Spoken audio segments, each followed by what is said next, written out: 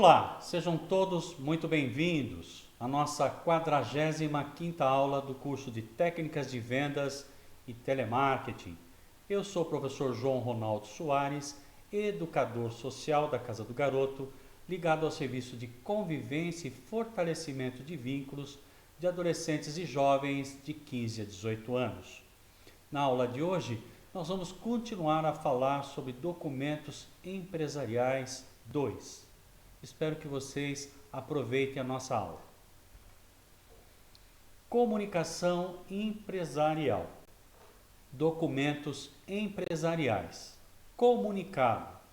Um dos recursos mais utilizados na comunicação das empresas e pode ser transmitido às equipes tanto de maneira impressa como eletronicamente. Em função da internet, da facilidade em se estabelecer canais de comunicação online e da preocupação com o meio ambiente, a impressão dessa ferramenta caiu em desuso. Mas será que todos os funcionários têm acesso a e-mails ou site da empresa? Dependendo do ramo de atuação da empresa, certamente não. Por exemplo, devido ao número crescente de casos de Covid-19, coronavírus, a prefeitura de uma cidade preparou o seguinte comunicado, divulgando-o em seu portal institucional. No entanto, visando atingir toda a população do município, enviou cópias impressas do comunicado, pedindo que fossem afixados em todas as instituições da prefeitura e, com isso, todos tiveram acesso à informação do comunicado. Nesse comunicado, podemos identificar a modalidade textual, instrução e injunção. Então, vamos ao comunicado. Comunicamos que o ambulatório municipal localizado na rua Santo Antônio, número 258, terá as atividades suspensas e permanecerá fechado de 24 de junho a 3 de julho. 2 funcionários testaram positivo para o Covid-19 e, por precaução, decidiu-se pelo fechamento do prédio durante o período de 10 dias. O local passará por desinfecção e as consultas agendadas serão remarcadas. Frisamos que os funcionários que tiverem seus resultados positivos não são moradores de Santo Antônio da Posse. Desta forma, não entram para a contagem de casos no boletim do município. Prefeitura Municipal Santo Antônio de Posse. Ok? Então aqui nós vimos um exemplo de um comunicado que foi veiculado tanto eletronicamente como pela forma impressa. Documentos empresariais. Isso nos leva mais uma vez a lembrar dos canais de comunicação, pois para cada público a ser atingido, será necessário utilizar o mais adequado. No caso aí da prefeitura, ela utilizou o meio eletrônico e o meio impresso nos principais pontos da cidade, nos departamentos públicos ligados a ela, assim atingindo todo o público que ela gostaria que fosse atingido. São os moradores da cidade. Comunicado interno, aqui nós temos um exemplo. Pesquisa sobre clima organizacional. Informamos que faremos uma pesquisa sobre clima organizacional nos meses de setembro e outubro nas unidades de São Paulo, Rio de Janeiro e Paraná. A equipe de RH será responsável pela aplicação. Os funcionários não serão identificados. Queremos sua opinião para que possamos melhorar. Departamento de Recursos Humanos. E é isso, temos um comunicado claro e objetivo sobre pesquisa de clima, muito realizado nas empresas. Agora vamos ao informe. Prezados, neste final de semana, 25 e 26 de junho, faremos a troca do quadro na força neste prédio. Sendo assim, todos os equipamentos e utensílios serão desligados às 8 horas do dia 25. Pedimos aos funcionários que retirem todos os alimentos da geladeira da copa, evitando que eles estraguem.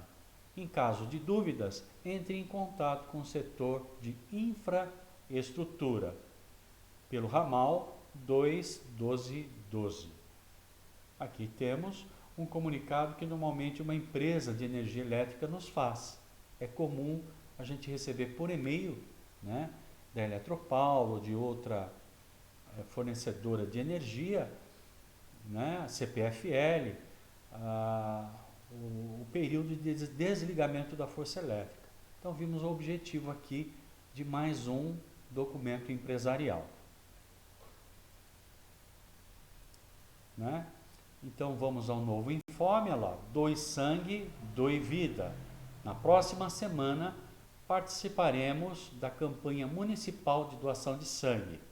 Todos estão convidados, desde que seja realizada uma escala de modo a não deixar as áreas em situação de risco no atendimento aos clientes.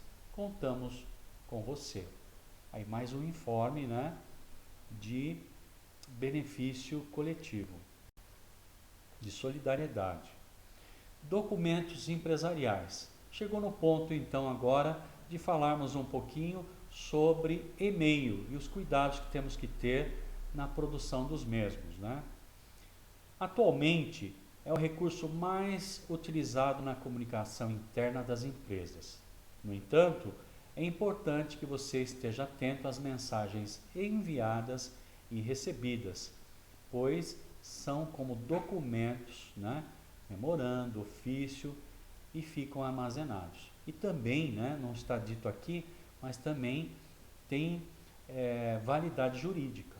Qualquer e-mail que você enviar ou receber, ele é armazenado e, né, pode ser acionado à justiça em caso de dolo, né, ou em caso de algum problema.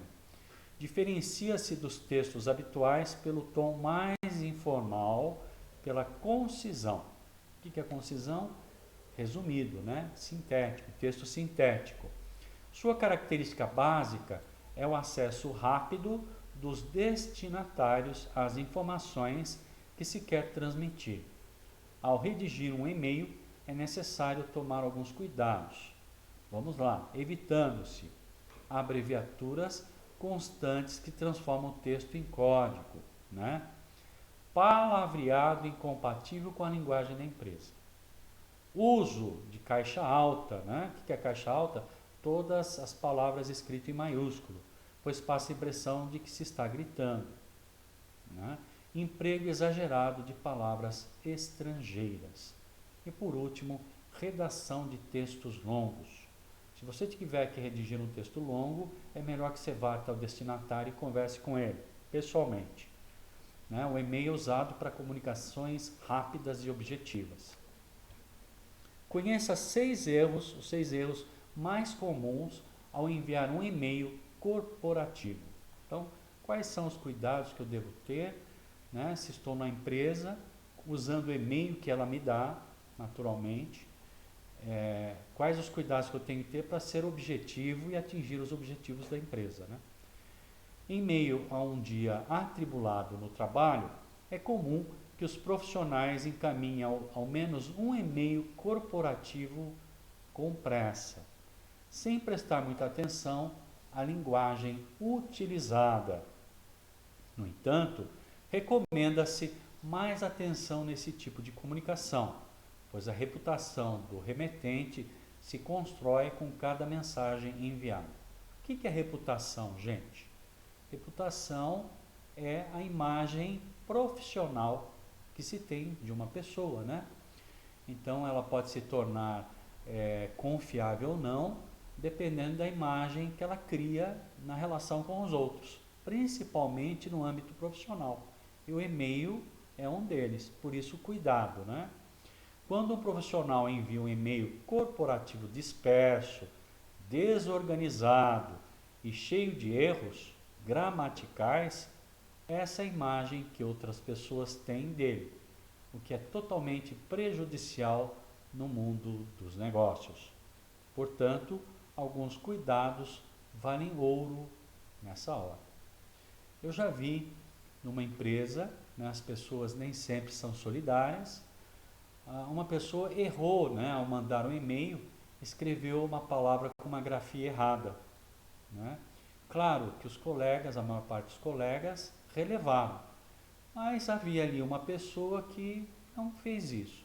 Ela acabou criando uma chacota, né, com os superiores, mostrando que aquele profissional não sabia escrever corretamente, criando ali uma imagem pejorativa, né?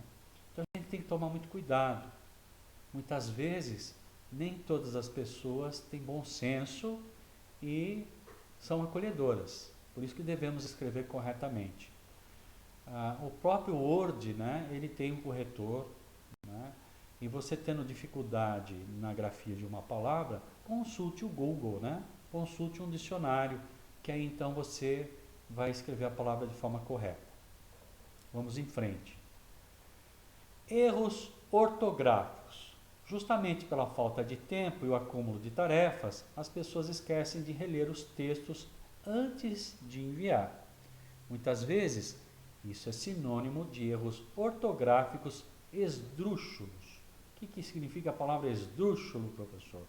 Erros ortográficos assustadores, erros ortográficos que à primeira vista ninguém cometeria, né? Que comprometem a imagem do profissional, que pode ser visto como ignorante ou descuidado. Você não quer ter essa reputação no meio profissional, não é mesmo? Por isso, tenha em mente que reler o texto é fundamental. Além disso, se possível, utilize um corretor ortográfico automático, como acabei de mencionar no Word, pois às vezes os erros podem passar despercebidos. E aí a sua imagem que está sendo comprometida no âmbito profissional. Tome muito cuidado. Informalidade é o nosso segundo erro. Ao enviar um e-mail corporativo para clientes e gestores, que são os nossos chefes, a informalidade pode ser prejudicial. É preferível dar prioridade ao tom impessoal e cortês, evitando termos como beijos, abraços, excluindo abreviações de palavras. Lembre-se, a formalidade é o caminho mais correto no mundo organizacional. No mundo organizacional, corporativo, no mundo das empresas, a comunicação sempre é formal, ok? E-mails muito longos, né, como já mencionamos. Então, tem pessoas que são prolixas, né? O que é prolixidade? São as pessoas que falam demais, sem chegar exatamente onde ela quer dizer, né? Se eu tenho que dizer, olha, eu preciso de tal equipamento para desenvolver o meu trabalho, eu vou dizer isso, eu não preciso dar volta. Mas tem gente que não consegue. Outro erro deve ser evitado são os textos muito longos, que podem confundir e desanimar a pessoa que recebe o e-mail.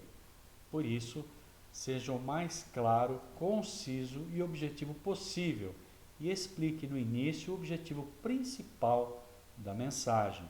Todo e-mail tem isso, né? Qual que é o assunto? Então, o assunto eu vou colocar, relatório mensal. Outro assunto, relatório de viagem, informe de rendimentos, imposto de renda, envio de notas fiscais. Então a pessoa vai ler já o assunto e já sabe qual será o assunto abordado na mensagem. Em caso de assuntos que devem ser negociados ou explicados, prefira o telefone ou pessoalmente. Se você tem que negociar um aumento de preço, né, para um cliente, né, se você tiver que negociar salário, essas coisas todas, não se faz por e-mail, se faz pessoalmente. Eu nem uso o telefone, eu prefiro pessoalmente, porque no olho a olho você consegue negociar melhor. E não dá margens para interpretações errôneas, não é isso? Depois, se quiser, apenas formalize por e-mail o que foi discutido numa reunião pessoal. Quarto erro: copiar pessoas sem necessidade. Então você recebe um e-mail corporativo onde foi enviado para 30 áreas diferentes. Você quer falar com essa pessoa que te mandou o e-mail, você não vai copiar todo mundo, porque todo mundo vai receber aquilo e as pessoas não têm nada a ver com isso. Né? Você vai mandar um e-mail, um outro e-mail, para a pessoa que te mandou o e-mail em caso de dúvida. Né? Antes de clicar em enviar, analise se o e-mail está sendo encaminhado apenas para pessoas que têm relação com o assunto.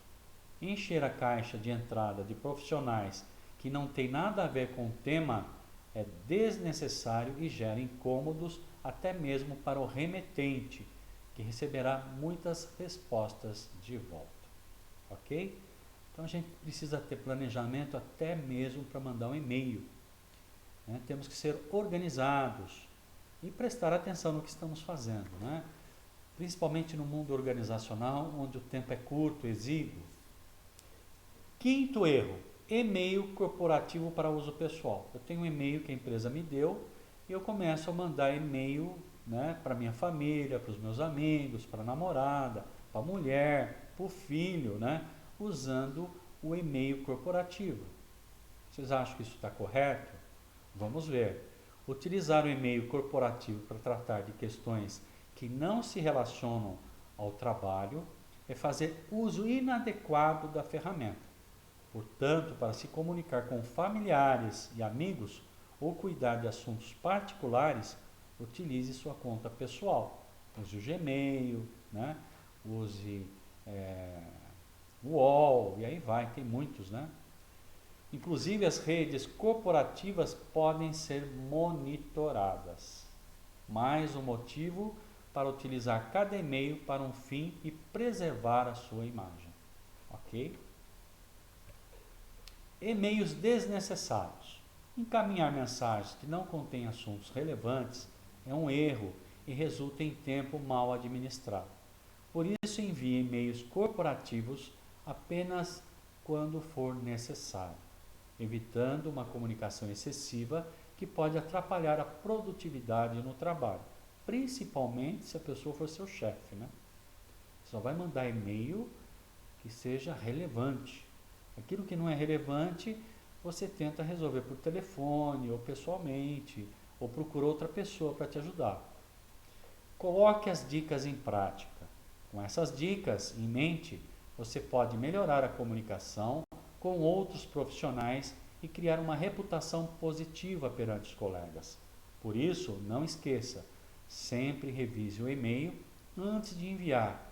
Encaminhe mensagens apenas quando necessário e evite a informalidade para tratar de negócios.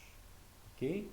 Então lembre-se, no mundo organizacional, já falamos isso antes, usar o português correto, formal, e a tratativa também de forma formal sempre. Vamos falar agora, né, continuando, vejamos alguns exemplos de e-mail inadequados e e-mails adequados. Né? Então vamos ver a diferença de um deles. Vamos ver um e-mail inadequado.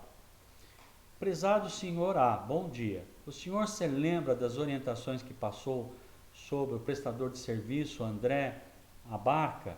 Então, informo que a renovação do contrato do prestador de serviços André Abarca foi realizada conforme suas orientações. Solicitei ao office boy Jorge que entregue ao senhor uma cópia impressa do contrato. Estou encaminhando o documento anexo. Caso necessite de algum esclarecimento complementar, coloco-me à disposição. Atenciosamente, empresa XYZ, Departamento de Recursos Humanos.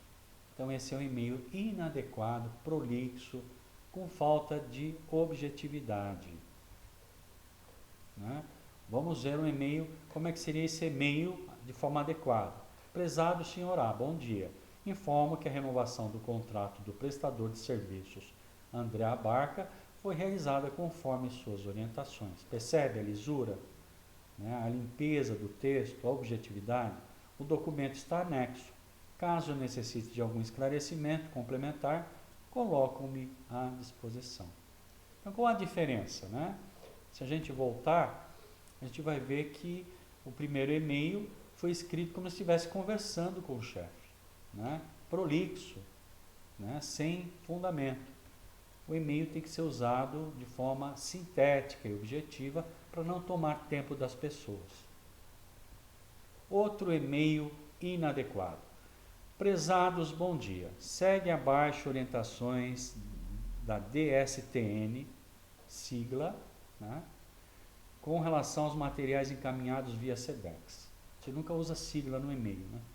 Pacote embalado com papel pardo deve ser feito com 3 folhas e selado por fita Havana ou crepe para reforçá-lo, pois cada pacote, caso o pacote seja danificado, estouro ou abra, não será postado. Se o pacote for danificado, após a postagem, poderá ocorrer a perda de documentos ou objetos no percurso até o destinatário. Então, aquilo que nós estamos colocando em laranja e azul, né, são tudo que é inadequado no e-mail. O tamanho máximo para a postagem da caixas é de 60 por 60 por 30, comprimento 60 por largura, 60 por altura, 30 centímetros. Para a postagem de SEDEX convencional, serão aceitos caixas ou pacotes com no máximo 29,5 kg. Atenciosamente. Não percebe a prolixidade, né, a falta de objetividade, a confusão que pode gerar? Como é que seria esse e-mail adequadamente? Prezado, bom dia. Segue abaixo orientações do Departamento de Segurança, Transporte e Numerário. Depois vem a sigla. Então está explicado o que é essa sigla, com relação aos materiais encaminhados via SEDEX. E aí vem todo o detalhamento, né, de como que deve ser a formatação dos documentos, e aí embaixo a pessoa se despede formalmente. Documentos empresariais. Agora vamos a propostas.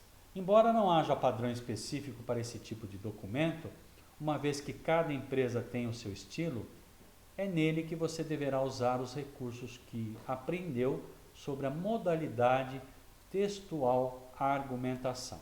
Sim, para que qualquer proposta ou projeto seja autorizado, é necessário que os argumentos consigam convencer seu supervisor a aprovar sua ideia. Então nós temos aqui uma estrutura, né? Tem o título, a introdução, o desenvolvimento, o investimento e a conclusão.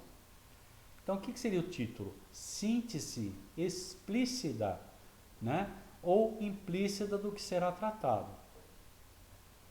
A introdução vai ser a apresentação do assunto, definição do ponto de vista acerca do assunto tratado. Desenvolvimento, apresentação de argumentos usados para defender o ponto de vista assumido, dados estatísticos, informações científicas, dados de pesquisa, citações, autores, etc. Então, desenvolvimento, eu vou ter ali a fundamentação para justificar o meu pedido, né? Depois, investimento e apresentação do custo para a realização do projeto, e na conclusão pode ser tipo síntese, quando retoma o que foi tratado, ou tipo proposta, quando faz uma intervenção da realidade. Então, vimos aí um modelo, né, de como fazer uma proposta. E aí, nós estamos encerrando a nossa 45ª aula do curso de Técnicas de Vendas e Telemarketing. Hoje falamos um pouco mais, né, concluímos essa parte de documentos empresariais, focando bastante sobre o e-mail e a importância de a gente tomar muito cuidado com a nossa reputação ao usar essa ferramenta eletrônica. Espero que vocês tenham gostado da aula. Me despeço, até a próxima. Muito obrigado.